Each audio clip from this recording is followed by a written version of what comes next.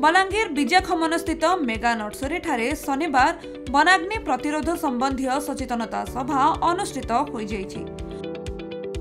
Balangir one विभाग तरफ आयोजित यह कार्यक्रम में फायर ऑफिसर तेज कुमार एक्का, बलांगीर सदर रेंजर नवीन पंडा, डेप्यूटी रेंजर सुनील मिश्र प्रमुख उपस्थित थिले।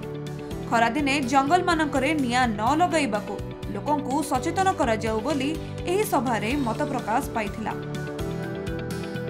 जंगल रे निया लागिले केउ केउ उपाय रे ताकू प्रतिरोध करा जाई परिबो ताहा मध्य आलोचित होइथिला। एही कार्यक्रम रे विभिन्न ग्रामांचलर जनप्रतिनिधि, वन सुरक्षा समिति सदस्य एवं महिला माने उपस्थित थिले।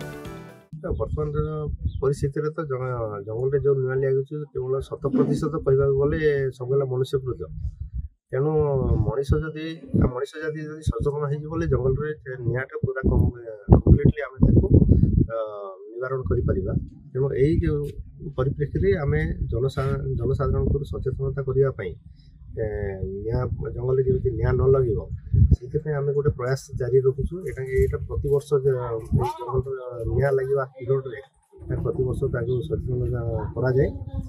बर्तमान ये रेंज लेवल चली या पूर्व डिस्ट्रिक्ट लेवल आम कराइला।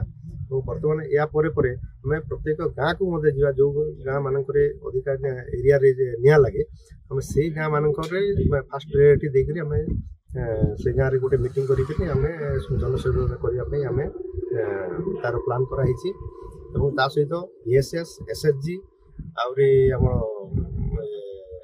अन्य लोक मानक सामिल करा जाउछि। बलांगीर गुप्तेश्वर पृष्टि रिपोर्ट खबर ओडिशा।